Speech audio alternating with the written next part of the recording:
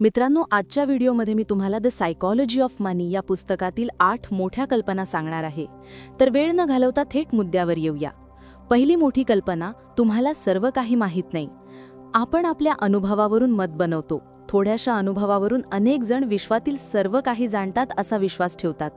पण ते विसरतात की जगात 800 कोटी लोक आहेत आणि प्रत्येकाचे मत वेगळे आहे. प्रत्येकजण त्यांच्या विश्वात बरोबर आहे.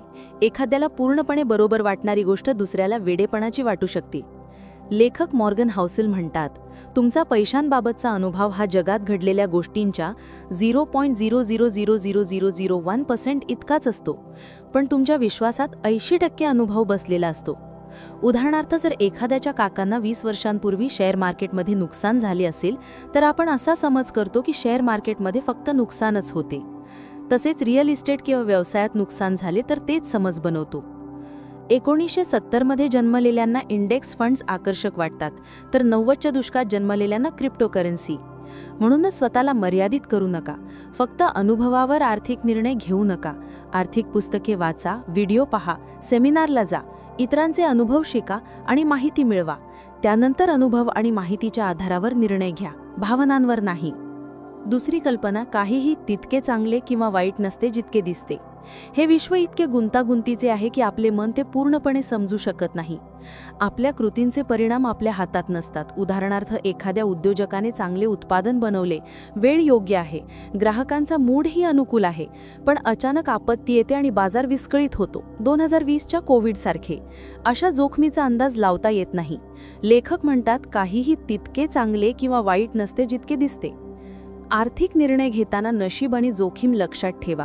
यशस्वी किंवा अपयशी कहाण्यांवरून निर्णय घेऊ नका. याला सर्व्हायव्हलशिप बायस म्हणतात. यावर मी एक व्हिडिओ बनवला आहे, त्याची लिंक डिस्क्रिप्शनमध्ये आहे, तो अवश्य पहा. तिसरी कल्पना, तुमच्यासाठी किती पुरेसे आहे.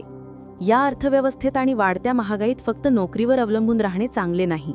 बाजूचा मालमत्ता असणे उत्तम आणि एकापेक्षा जास्त उत्पन्नाचे स्रोत असणे आणखी चांगले. पण स्वतःला विचारा, तुमच्यासाठी किती पैसा पुरेसा आहे. नेहमी पैशाच्या मागे धावणे मानसिक आरोग्यासाठी योग्य नाही.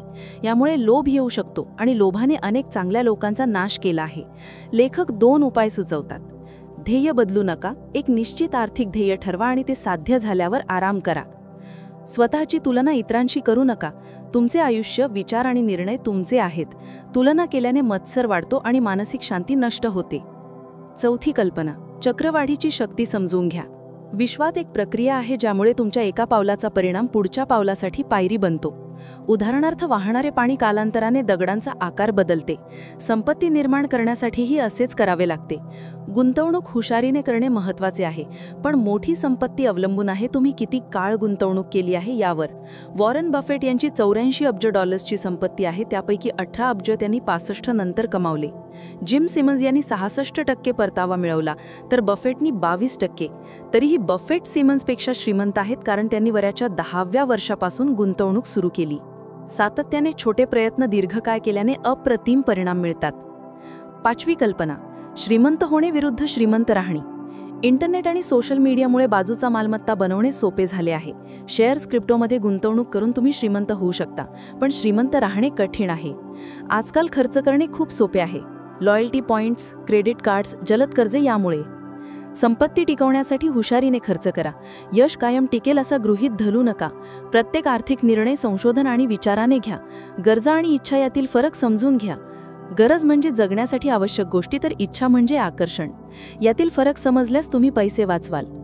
सहावी कल्पना, मोठ्या संख्येचा नियम.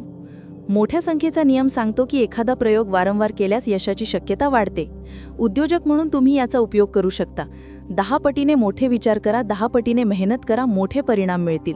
तुमचे ध्येय 10 पटीने मोठे असतील तरी अंशतः यश मिळाले तरी तुम्ही जिंकता. गुंतवणुकीत वैविध्य आणले तरीही हा नियम लागू होतो. मोठे पोर्टफोलिओ असल्यास एका स्टॉकवर अवलंबून राहावे लागत नाही आणि यशाची शक्यता वाढते. सातवी कल्पना, वेळेचे स्वातंत्र्य मिळवा. पैसाचा सर्वात मोठा फायदा म्हणजे तुमच्या वेळेवर नियंत्रण. अभ्यास दाखवतात की जे लोक स्वतःला आनंदी समजतात त्यांच्याकडे वेळेचे स्वातंत्र्य असते. पैसा तुम्हाला पर्याय देतो. विषारी कामाच्या ठिकाणी बंधनात राहावे लागत नाही. आजारी असतानाही कामावर जावे लागत नाही.